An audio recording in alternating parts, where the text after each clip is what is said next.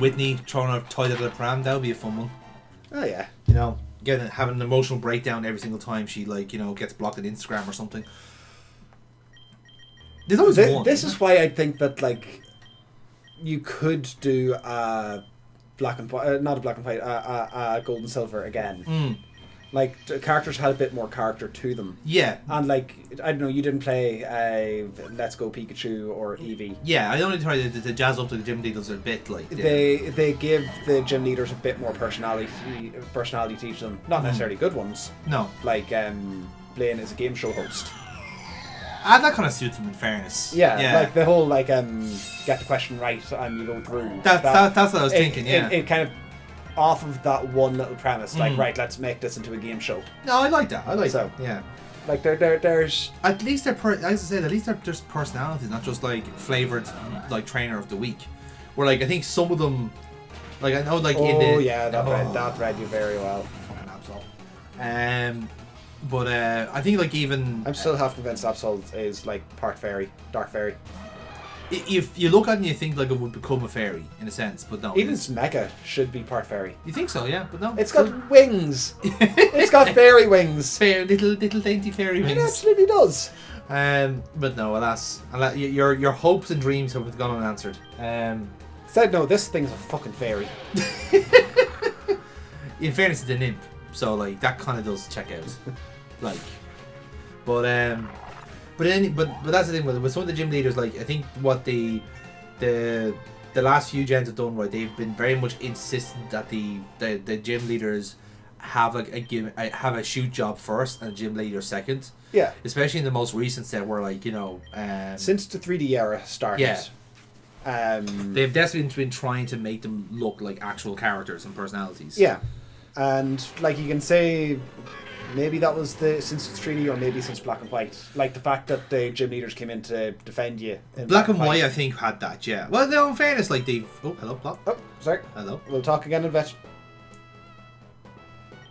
Oh, so this is the gym leader union. Yep. Activating.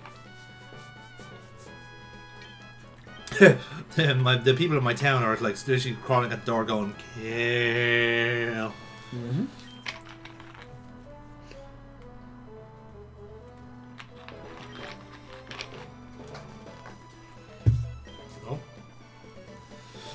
Ooh. Oh, and you were there too.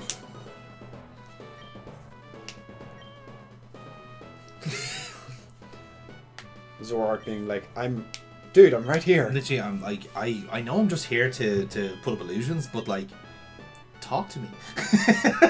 It's like, what have I done? What have I said? Yep. You know. But I suppose, like, I'm thinking, like, who would have been the blandest type set of gym leaders were probably Gen 3. Probably. Wasn't it? Like, Gen 3 and 4. Yeah, 4 I think were the blandest because they were repeating themselves a bit. Actually, no, well... Hang on, we need to do... Actually, Gen 5. Gen 5, Gen 5 I think you can remember... I remember the first ones being the waiters. Yeah, so they were... Then, yeah. That was a good gimmick. No, sorry, not Gen 5. Gen 6, I'm thinking of that. Gen 6 had the photographer, the old gardener man. Yeah. The electric lad in the Eiffel Tower. The pixie woman. I'm sure there was a dragon master there somewhere. Yeah. Very sure there was an ice gym leader as well. Like burly lad with a big mustache. The only cliche they can go for with an ice master. Yeah, that's the always thing to have. It's always everyone ice type is either it has to be an old man or an old warrior of some kind. Yeah. Let's see, right. So like, yeah, like I mean, the first gen everyone kind of knows them off the top of their heads, generally speaking. Then I suppose Gen 2, they're meh.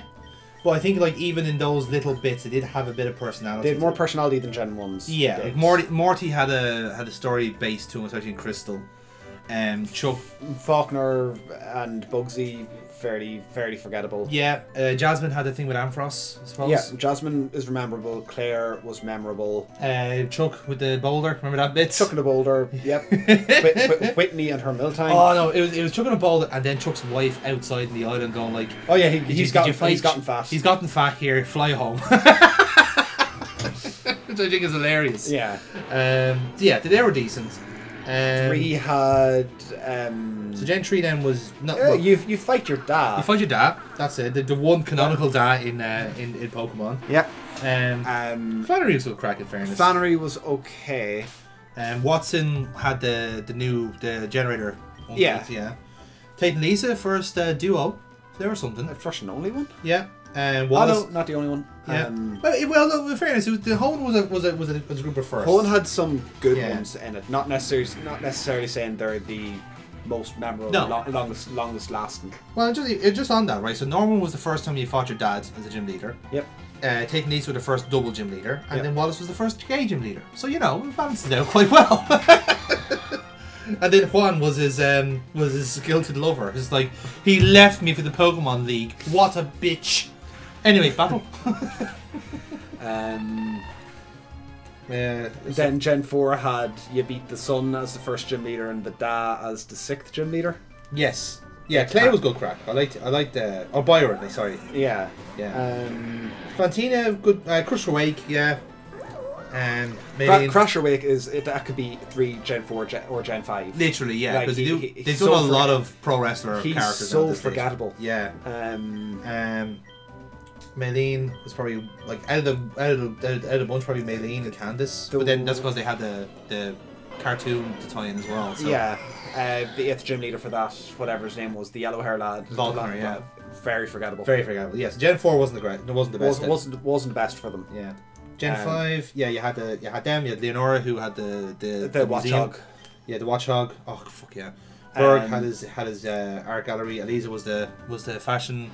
No, that was a memorable moment, like walking down the catwalk and battling. Clay, I do like Clay. Clay was a great character. Clay actually the pilot, she was a good one as well. Yeah, yeah. Like Clay, that I'm going to go into the gym. Right, we're going to put you in a cannon and we're going to fuck you over the wall over there. Good gimmick. It wasn't even that. It's about like between her and Clay, you can actually say, okay, this game is actually American. You can actually place it because Clay literally just walked off the set of fucking Dallas. Yeah. It's like, what in tarnation is this? Yeah. And at least the Skyless is like, oh, like Wright Brothers planes. Okay, I get it. Yeah. Then you have like Bryson's like, oh, fucking Jean-Claude Van Damme apparently lives in the US now. That's cool. I'm okay Bryson with that. was which? He was the 7th gym in that game. Was that the dragon one? Nice. The dragon gym where you like go up the 2 dragons. Sails. Yeah, that was Drayden and Iris. Drayden and Iris, yeah.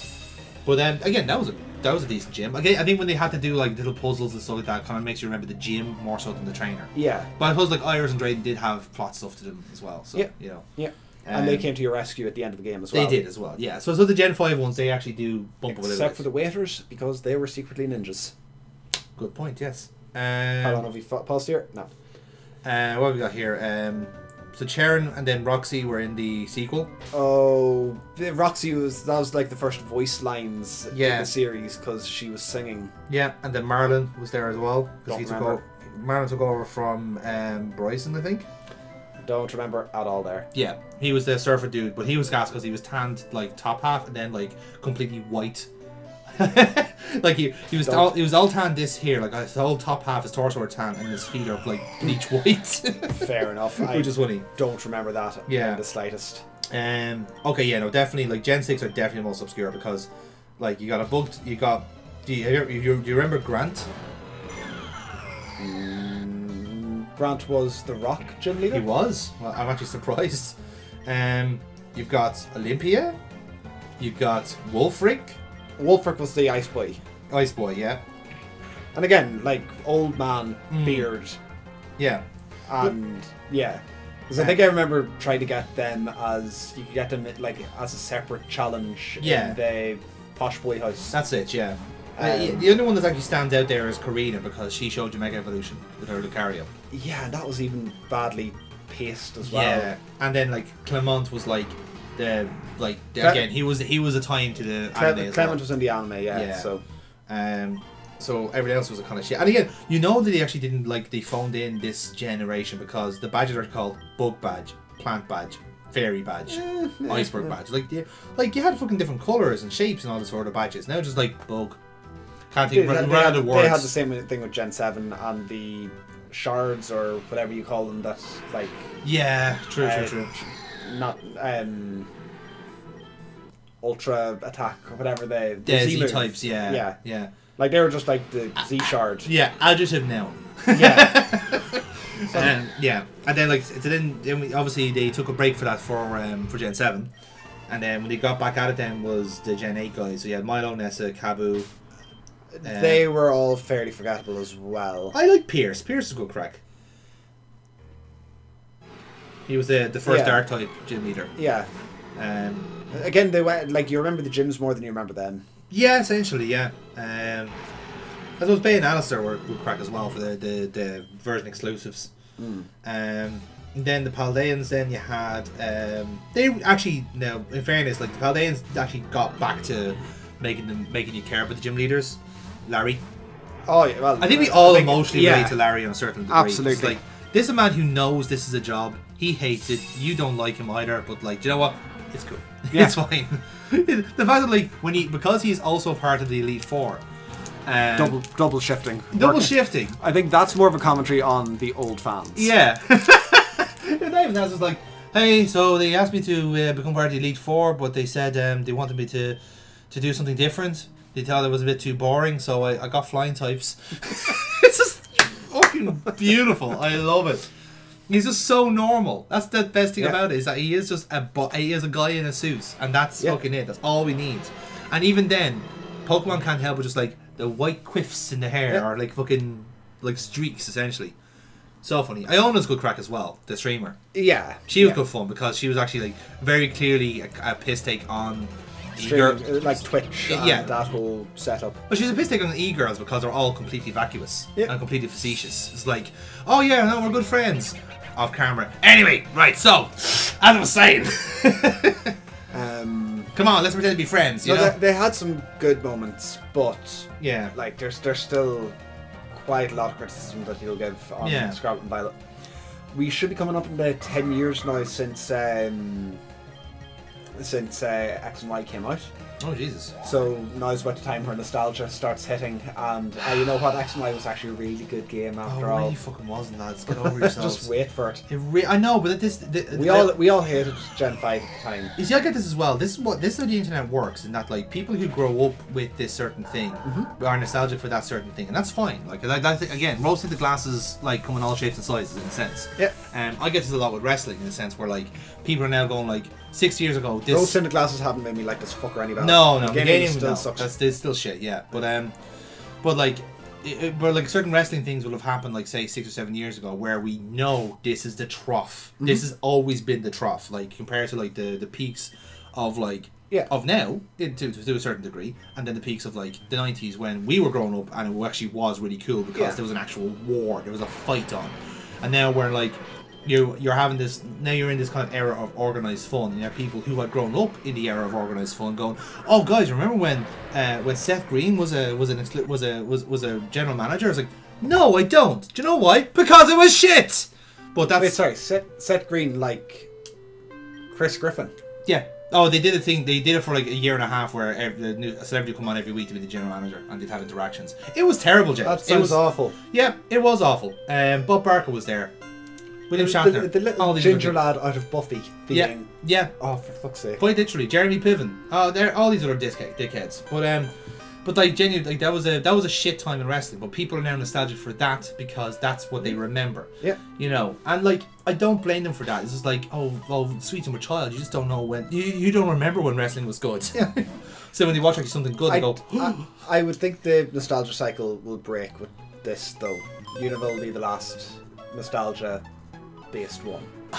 You think so, but then but again, it's like you can't decide someone else's nostalgia. Oh, absolutely. I get you. Yeah, I get you. And that's the thing, like.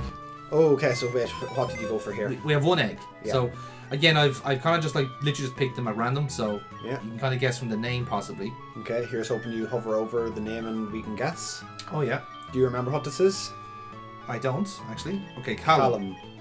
Oh, there was a YouTuber called like Callum or something like that. Okay. I'm trying to remember what his like default.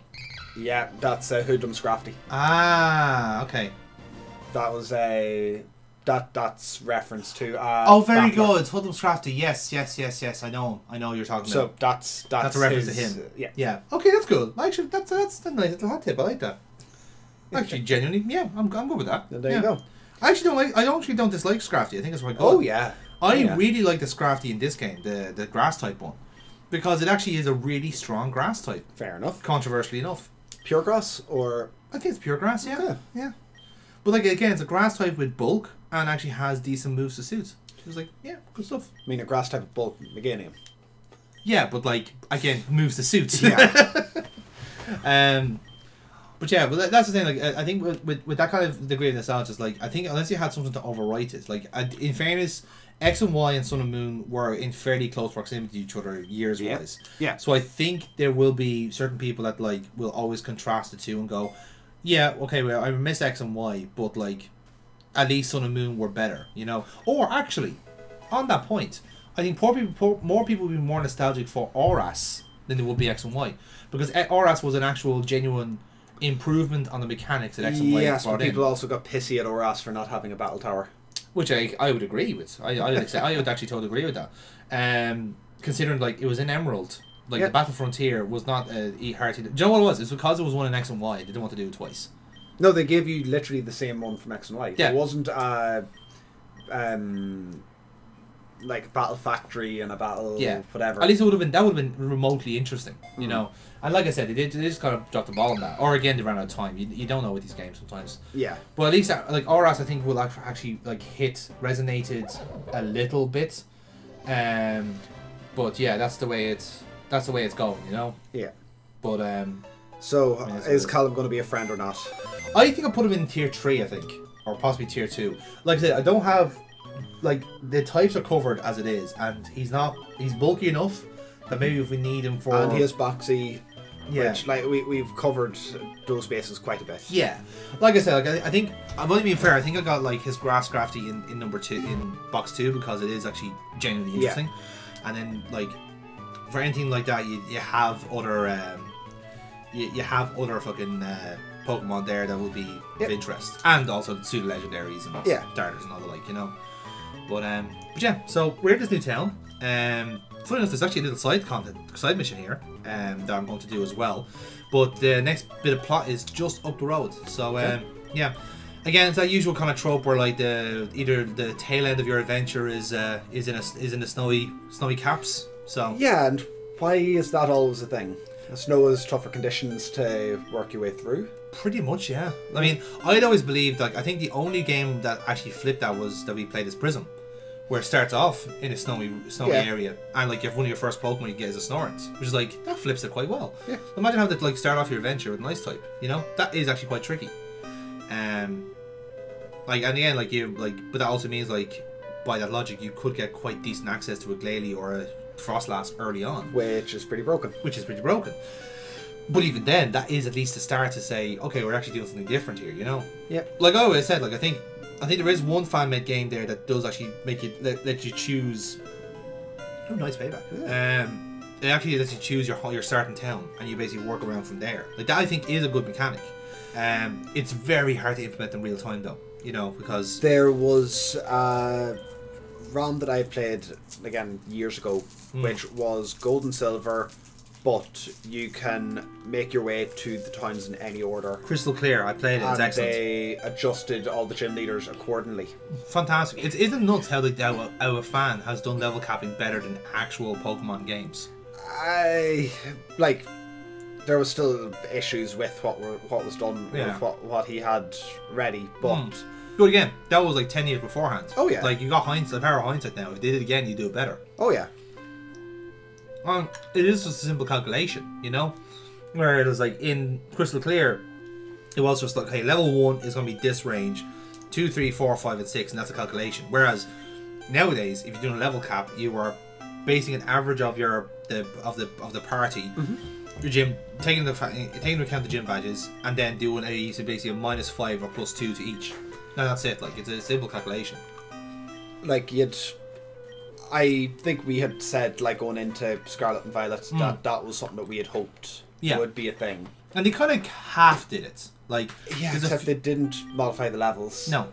No, there were still artificial barriers to some gyms. Yeah. Like you know what you're very confident which order.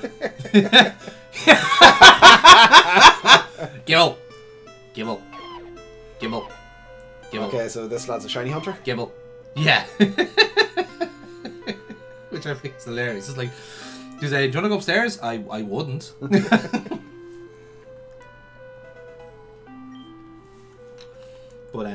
But yeah, that's the thing. Like it's like you could kind of tell already what the order of the gym leaders were. Yeah. Even though you were kind of told, oh, you can do them in any order you want. It's like, no, you fucking can't. No. Very clearly you can't. You can do 6 of them in any order you want, but the last 2 are the last 2, which is gas considering I did the psychic gym 4th. Okay. So. Oh, so they're gonna be giving you a cast form. Smooth rock. Oh. Yeah. I absolutely thought that was going to be here's a free cast form. No. Literally, if you wanted to run a Reddit team, this girl gives you whatever you need. Okay, lovely. Which is fair enough. Fair play.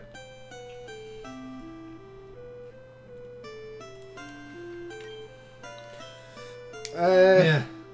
Okay, it's so weird having someone say something positive. Not used to this. Affirmations. Ugh. Nope. I don't like it. Tell him to stop.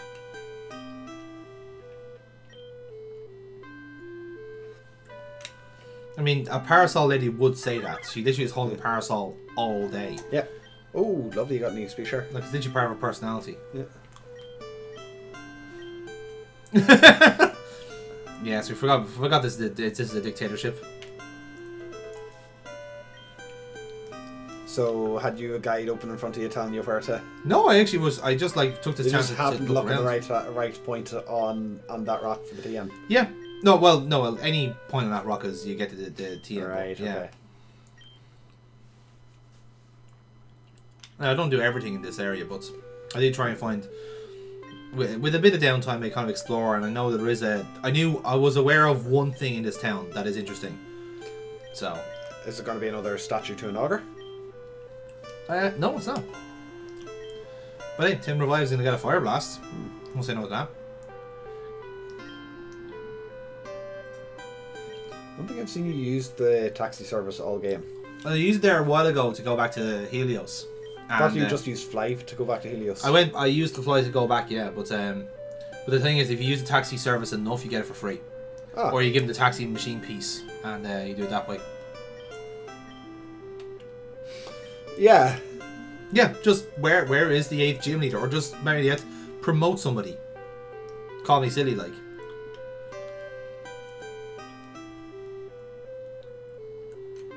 Let me just have a little sneak around. So you notice now there was 2 kids there looking at the 2 snow statues. One of them is now moved. Yeah. So that's what's going on there.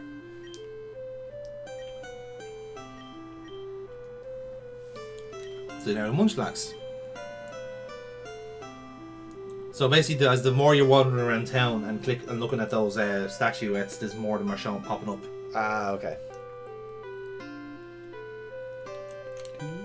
So you notice there was a Duskull there a while ago, which we didn't interact with. So let's check that out now and see what's going on. There's one there. That wasn't there before.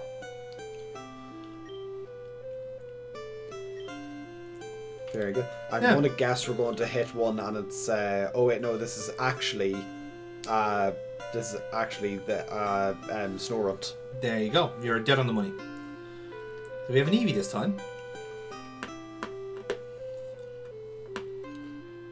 So you can see there, like the kids are obviously trying to make some themselves. You didn't interact with that Duskull, did you? Must have done it before. I just didn't remember. There's Gengars there, see? Okay.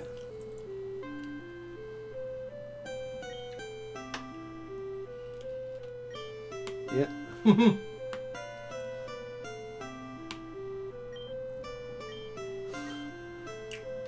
There you go.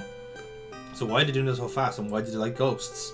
All these questions answered and more next week on Pokémon Insurgence. And we're back. So, how many of these have we seen before? No, we've seen 2. Yeah. There's another one. Yeah, there we go. Little Torchic. Aww.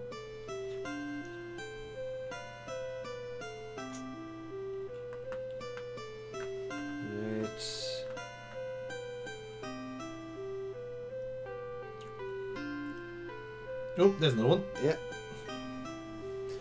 Always did like Golett, and I really like the new version of Golett for this game. The oh yeah. Greninja. Oh. Oh, I see. So she tried to make a Greninja and it fell over.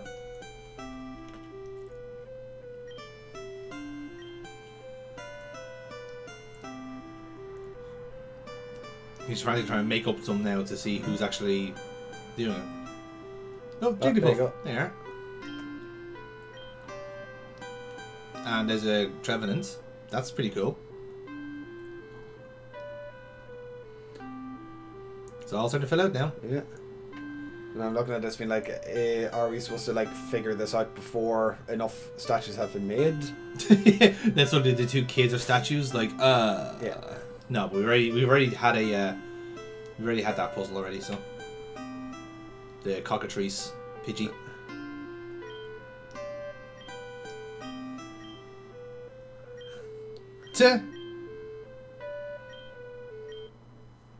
Yeah, so they've given up. So now we have to find out who's doing it.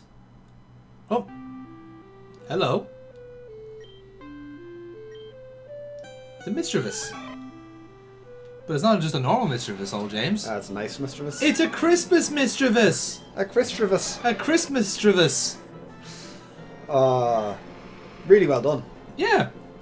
Like, It's such a gimmick, but Yeah. like it works. absolutely. And you know what that means as well? We get another. We get a Christmas Magius. Christmas Magius of them. Adjective nouns. Boom. There we go. Got him one. Okay, I'm gonna guess like picking one out of the long list of possible trades we're gonna get. Mm. Um. And it's an ice fairy, just to be clear as well. Okay, good. Yeah. And there's the Miss Magius. So if I'm gonna guess, I'm gonna say we'll guess something crappy like a Caterpie. Yeah, probably. I mean, we haven't had the best luck as of yet. I think we found all the cool stuff already. To be fair. Yeah, I think we found enough cool stuff that we're going to continue the game with. Yeah, essentially. That's where the way I've been going. It's like I don't think anything at this stage would change my Like team. I still want that Ghost Apom. Yeah, but I think there's a Mew.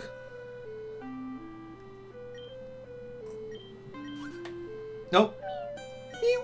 It was actually Mew all along. Plot twist. Mew. And now the Miss Magius is finishing off the Greninja For them. Yeah. Okay. Isn't that nice? They're bringing the spirit of Christmas early to yeah. us. Yeah. Beautiful. It brings a tear to my eye, you know? Just refreshing to see a ghost actually work with Pokemon, not trying to steal them.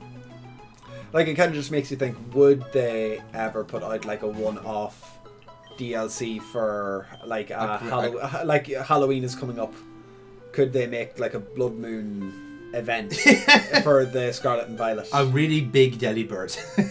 This is Delibird. This is Delibird. But look, if they'd held off on the Blood Moon Ursaluna until Halloween weekend, and That would, had that as a release.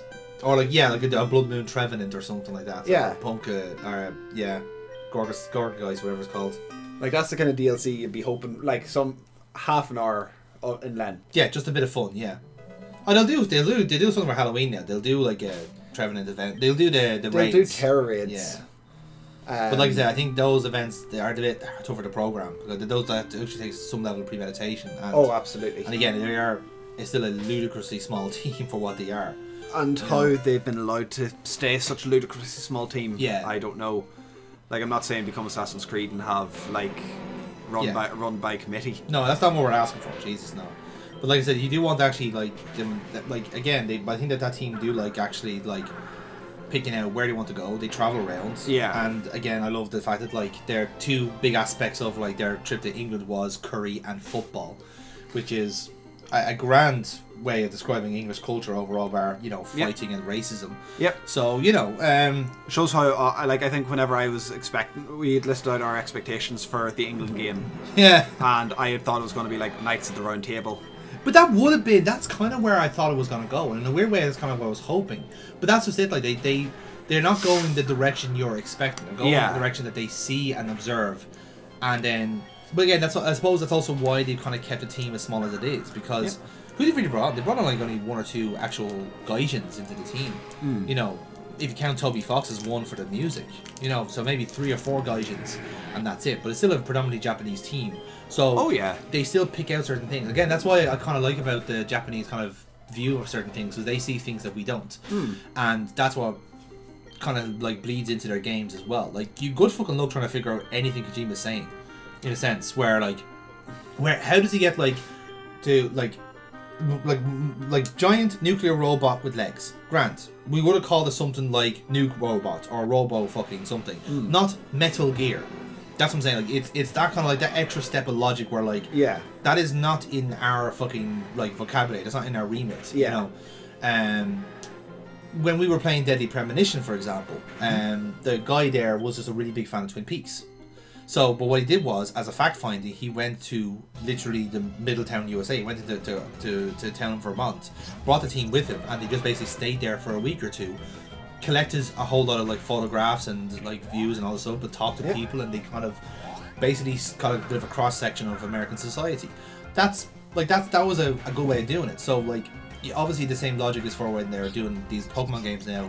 They are interested in an area of the world and they want to explore it, but they take away certain aspects of it, you know. So their takeaway of Spain was barren wastelands, as far as the eye can see. Well, I mean, the odd village every now and again. The Iberian Peninsula is like, it's quite sun-bleached, you know, but it's also what they took away from is what the children are doing, you know, is they're going on excursions, they're learning to speak English, they're doing all these things.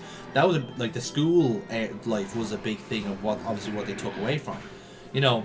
Maybe they've heard that, like, again, we know in Ireland we take a lot of Spanish students in ourselves, and you know, but they're there to learn the language. They're there to do A, B, C, and D. But it's clearly a part of like the part of the culture that captured their imagination. That is all it is. It's just what captures your imagination. Yeah. You know, the imagination is their greatest treasure. Yeah. Quite literally, yes. Certainly in the last game's case, anyway. Yeah. But like again, but then also they try and marry it with a gimmick and premise. So like, even if I'm trying to even like conceptualize how they started off with Sword and Shield, they knew they were going to have a whole lot of big gym stadiums essentially. So having them be football stadiums is such a natural. But that's a natural thing to England. Like England have the most stadiums in the world. When you think when you think about it, like I mean, America would be like probably close per capita with baseball, hockey, NFL. But like the amount of like actual football array stadiums in England is ludicrous. There's like 3 or 4 in each town, whereas like the only place that has that over here is Dublin, and even then it's not really like some of them are not really stadiums. Okay, if you expanded us to include gap pitches, that's different. Yeah, like pitches and stadiums, I'd be kind of differentiating. You know, I get that. You know what I mean? Like, you know, wherever like the fucking like, you know, your local GA team plays. You know, that's a pitch, but if it actual housed in like exit and enters stadium, that I think is a different story. You know what I mean? A place to separate the poshos from, you know, the plebs. Oh no, rather to keep the plebs in from the poshos. That's to be fair. If we're talking about football here, it's keeping the plebs away from the poshos. Yeah. Poshos go to watch cricket and eat strawberries. That's what they do. You know. But even then, like I'm even trying to like calculate like you're looking at. Burkot's been teaching me some slang. So strawberries aren't scram. No, they're not scram. No. I'm actually impressed that you use scran. Well done. Something deep fried. Yeah. Fat, greasy, and somehow tastes of beef. That's scran. Like, you know. But it's the same as anything else. Like I said, osmosis from the last 10 exactly. years of it. Oh, don't worry. You too will experience scran one day once you stop being a massive fucking jinx. Like, it will never be allowed to happen. Probably for the best, to be honest with you. Let's be honest with ourselves here. There's a cafe called Scran in Edinburgh, so that'd be the closest thing you can get. That's true, actually. Yeah, if that's a reason to go to Edinburgh, you know, you can actually get to see Scran in a football-free environment. Don't worry, I'll be sent across to who's top of the table at the minute? Spurs. I'll probably get sent over to a Spurs match before the end of the year. Yeah. Actually, that sounds like a smashing idea. Can you do that? Can you do that now? Actually, no. Wait until the summer. That'll break their hearts. That'll break their hearts. Yeah.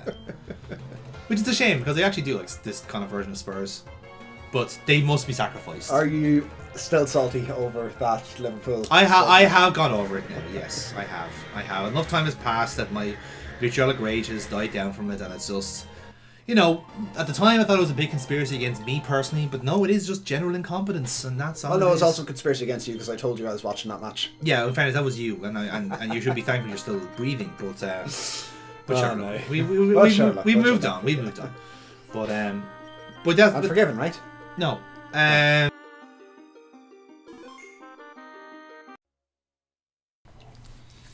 Well, That's about you. So now we're in the Rose Crater. mm-hmm. This is where the Infernal Cult have been hiding out this entire time. I mean, whoever would have thought that a crowd that worshipped the lava monster would be hanging out in a volcano? It's the one place we didn't check. The one place we didn't bother to check, you know? It just seemed too obvious. That was the problem. Right. Is it not always the cases with these kind of cults? If they're hiding in plain sight? Absolutely. Yeah, usually, yeah. Unless your Team Plasma are handing out fucking leaflets in the town square about how, like, you know, Pokemon are bad and shit. Oh, so there we go. If there is a Black and White 3, as has been rumoured and like people reading the tea leaves have said, what would you like the plot to be? That's a very good question. If the first one actually had an ethical PETA like question of is this ethical? Is there, should trainers have Pokemons?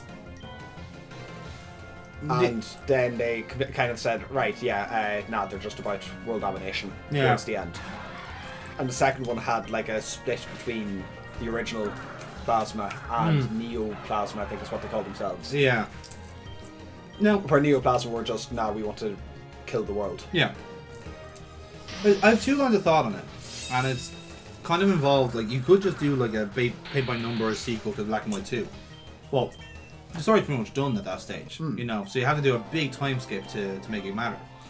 Which had me then thinking, the way I would do a sequel, and again, this is with no money, no object, budget's not being a thing, all this sort of stuff, is that White 2, or White 3 rather, reverts to the past, essentially. It is a prologue, a prequel if you will, to the whole story of Black and White 2, or Black and White altogether. So it is. So sorry, you would have White 2 be a completely separate game than Black... Sorry, you'd have White 3 be a completely separate game than Black 3. Yeah, because how... this will be... Nowadays, when people are buying these games, usually it is someone buys Scarlet, someone buys Violet, right? Some people nowadays rarely buy both, because in the end, you have enough of a social media, you have enough of a connective tissue there to say, okay, whatever I'm missing off the other game is easily accessible. You can get it in a one to trade. You know somebody who's playing Scarlet, you can trade it off them, you know? Yeah. So the actual point of Scarlet... They've actually doubled down on that enough to give you 2 of the Soul Legendary. Exactly, yeah. So like you get 2 Crydens and 2 Miraidons. Exactly. So they know what they're doing. They're trying to make it easier for people to play along with each other. And that was a big thing about the game as well. Was that like, oh, you can play with your friends. You know, you can play from the people from the other school, you know? Yeah. And that ties in then with all the stuff they were doing about the kind of like the Area Zero kind of being like a almost connective tissue between the two, where like essentially Scarlet and Violet are living in their own in alternate universes. That's what the kind of cut and thrust was, you know, and that's why like you know you had Sada and you had Churro and all these other stuff, you know. So I think the only way, if you really wanted to make money, if you really wanted people to buy both games, the only way you could do it is to have literally 2 separate games. Is have White 3 being having the exact same towns but in the past, in very much the past. Like you'd be looking at, if you're looking for an American equivalent, it'd be like War of Independence style. You know, it would be militant. It would be all these different things. They'd be a story about the war that was going on supposedly in Unova at the time.